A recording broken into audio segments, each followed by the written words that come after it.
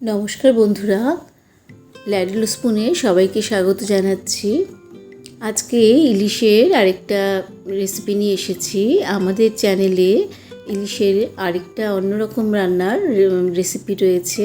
আপনাদের যদি ইচ্ছা হয় সেটাও দেখে নিতে পারেন, নিচে আমরা লিঙ্কটা দিয়ে দিচ্ছি।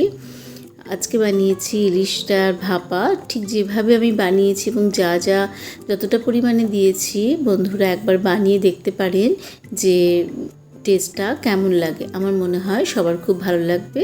চলুন দেখে নিই আমি কিভাবে বানিয়েছি। আজকে ইলিশ মাছটাকে আমি খুব ভালো করে নুন হলুদ লাগিয়ে নিচ্ছি। ইলিশ মাছ রান্নার সময় কিন্তু ইলিশ মাছের পেটটা একটু ভালো করে পরিষ্কার না করলে একটা কাদা কাদা গন্ধ থাকে। বন্ধুরা, এটা যদি করে থাকেন তাহলে কিন্তু রান্নার টেস্টটা অনেকটা বাড়িয়ে দেয়। আর আজকে মশলার জন্য নিয়েছি সর্ষে, 2 কাঁচা লঙ্কা আর হাফ ইঞ্চি আদা, আর নিয়েছি 2 চামচ পোস্ত, আর নিয়েছি টক দই। এবার মশলাটা রেডি করে নিচ্ছি। সর্ষে, পোস্ত, লঙ্কা আর আদাটা আমি মিক্সিতে খুব ভালো করে বেটে নিয়েছি। এটা শিলনোড়াতে বেটে নিলেও খুব ভালো হয় আর রান্নাটা।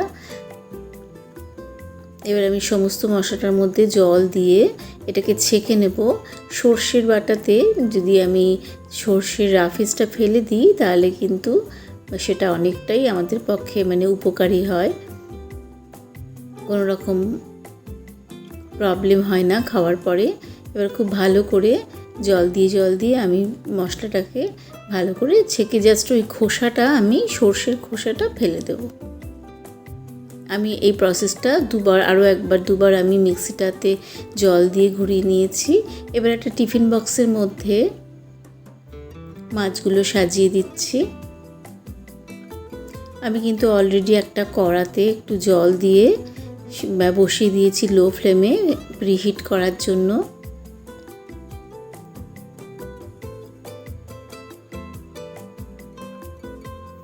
এবার বেটে রাখা মশলাটা বাটির মধ্যে দিয়ে দিচ্ছি। দেখুন, দিয়ে দিলাম চিড়ে রাখা লঙ্কা, আর দিয়ে দেব খুব সামান্য হলুদ,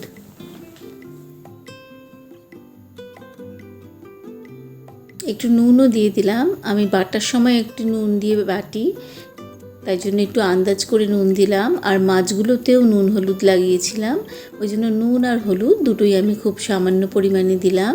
এবার বেশ পরিমাণ মতন মাস্টার্ড অয়েল বা সর্ষের তেল দিয়ে দিলাম।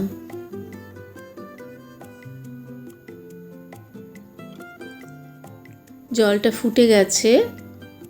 এবার আমার রেডি করে রাখা মাছের টিফিন বক্সটা আমি এর মধ্যে বসিয়ে দিচ্ছি, দিয়ে ঢাকা দিয়ে প্রায় 20 মিনিট মতন আমি এটা ভাপে রান্না করব। 20 থেকে 25 মিনিট, এটা মাছের সাইজের উপরে নির্ভর করবে।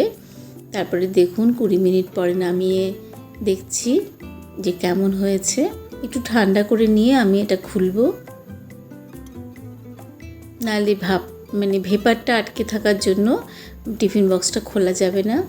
এবার আমি খুলে নিয়েছি, দেখুন কেমন দেখতে হয়েছে। ভীষণই সুন্দর একটা ইলিশ মাছের ভাপা তৈরি হয়েছে।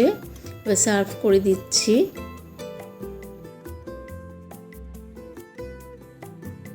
ট্রাই করে দেখুন বন্ধুরা, ঠিক যা মশলা যত পরিমাণে দিয়েছি সেভাবে ব্যবহার করে একবার দেখতে পারেন যে টেস্টটা কেমন হয়।